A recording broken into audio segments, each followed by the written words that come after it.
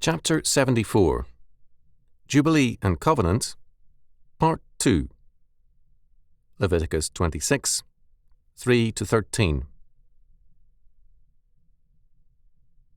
If ye walk in my statutes, and keep my commandments, and do them, then I will give you rain in due season, and the land shall yield her increase, and the trees of the field shall yield their fruit.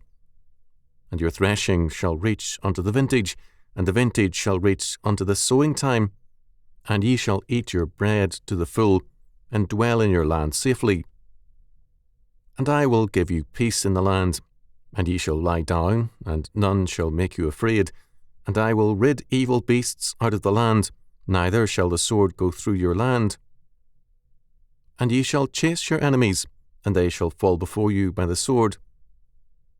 And 5 of you shall chase 100, and 100 of you shall put 10,000 to flight, and your enemies shall fall down before you by the sword. For I will have respect unto you, and make you fruitful, and multiply you, and establish my covenant with you. And ye shall eat old store, and bring forth the old because of the new. And I will set my tabernacle among you, and my soul shall not abhor you. And I will walk among you, and will be your God, and ye shall be my people. I am the Lord your God, which brought you out of the land of Egypt, that ye should not be their bondsmen. And I have broken the bands of your yoke, and made you go upright. Leviticus 26, 3-13. This passage is very much neglected in the modern church.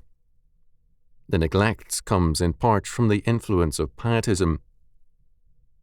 All the blessings promised here are temporal ones. They have to do with time, not eternity, with history, not the soul of man. These verses clearly and plainly declare God's concern with time and history.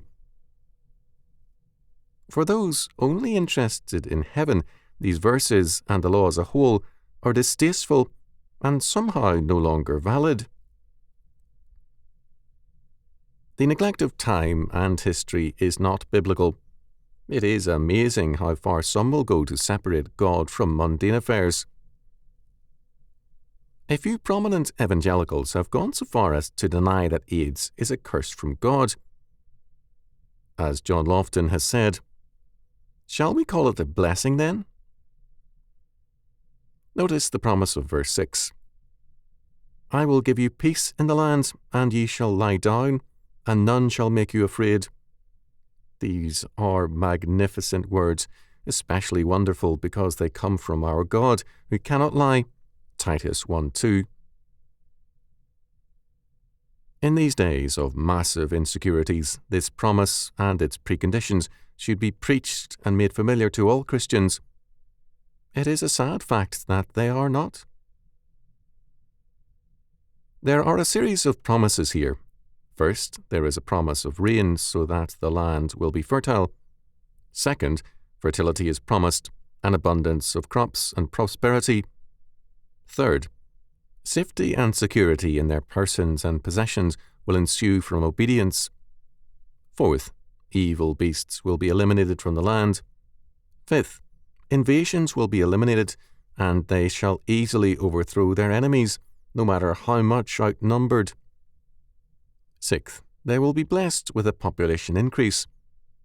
Seventh, their prosperity will be so great that the old store will be plentiful even as the new harvests come in. Eighth, there shall be peace in the land. Ninth, God will be with them because of his covenant to be their God, and will bless them. These are God's promises to covenant Israel. They are his promises also to the church, Christ's new covenant Israel. By Christ's atonement, we are his covenant people, and the recipients of his peace and mercy as the new Israel of God. Galatians 6:16. To deny these promises is to deny Christ's covenant with us. The promises are pointed ones. For example, I will give you rain in due season. Verse 4, not haphazardly or dangerously. This is a statement of the doctrine of providence. Not only are God's promises temporal, but they are also timely. I recall a seminary professor, a liberal or modernist, who ridiculed the crass materialism of so much of the Old Testament and its promises such as these.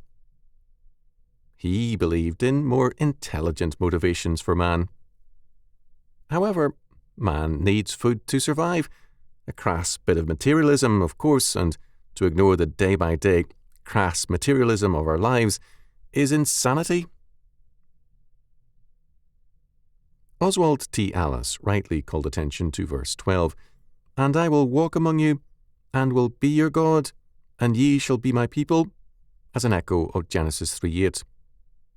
With faithfulness, covenant, man will see the earth become a greater Garden of Eden, because the God of Eden so ordains it. What Eden was, the whole earth shall become, with a far greater glory in Christ. We have therefore a dominion mandate, Genesis 1, 26-28, Joshua 1, 1-9, Matthew 28, 18-20, etc. And we have here the terms thereof and the blessings for obedience. One of the promises in verse 11 is God's tabernacling presence. This we have fulfilled or put into force for us in the person of God the Son. In John 1:14 we read literally, "The Word was made flesh and tabernacled among us." Tabernacled in the Greek is eskonomen. Can we take this promise and neglect the others? If we are obedient, God says, "I will have respect to you," or literally, "I will turn toward you." This is reference to a king who turns from his duties to reward a faithful servant. While Calvin's comment on this text has serious flaws, he was still correct in noting that. Because nowadays God does not openly take vengeance on sins as of old, fanatics infer that he has almost changed his nature.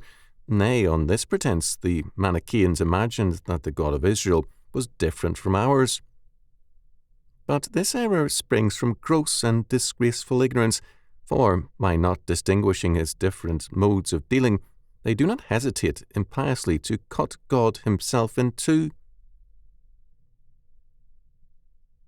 It should be noted that Leviticus 25 is the necessary aspect of a covenant. All covenants in antiquity included various promises for faithfulness to the covenant as well as penalties for faithlessness.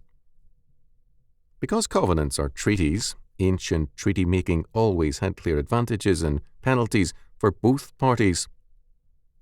Modern treaties lack this aspect.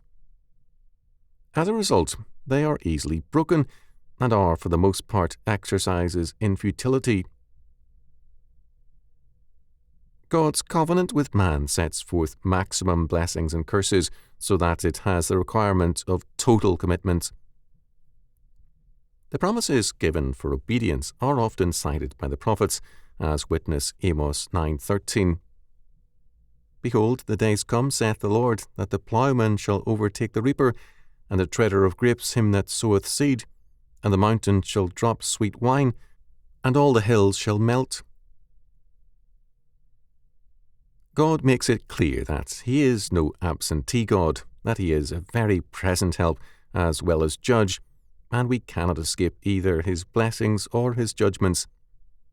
It is God's purpose that, in due time, his covenant blessings become permanent, for hence his plan for his tabernacling presence, and hence also the gift of the Holy Spirit.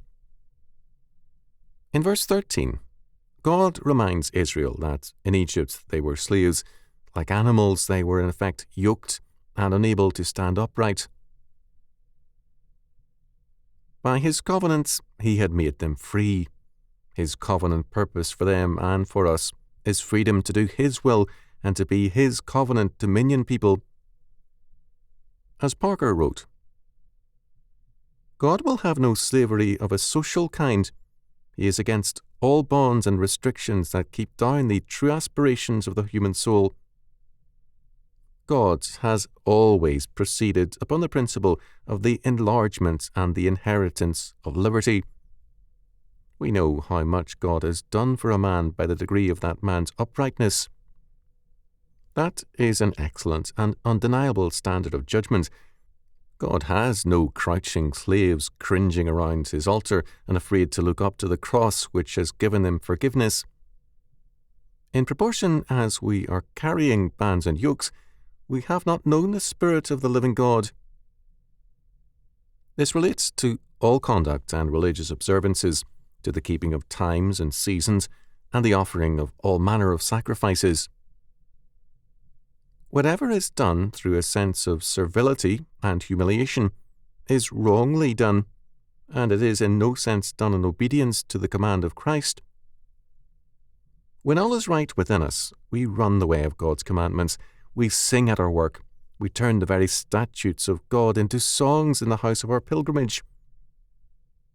What God has been doing for man in the first instance has been the breaking of yokes.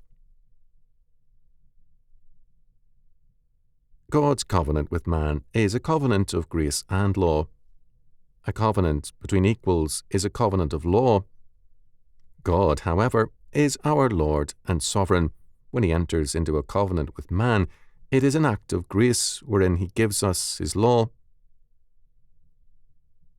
It is Arminianism to place God on equal terms with man by seeing his law as anything other than a gift of grace.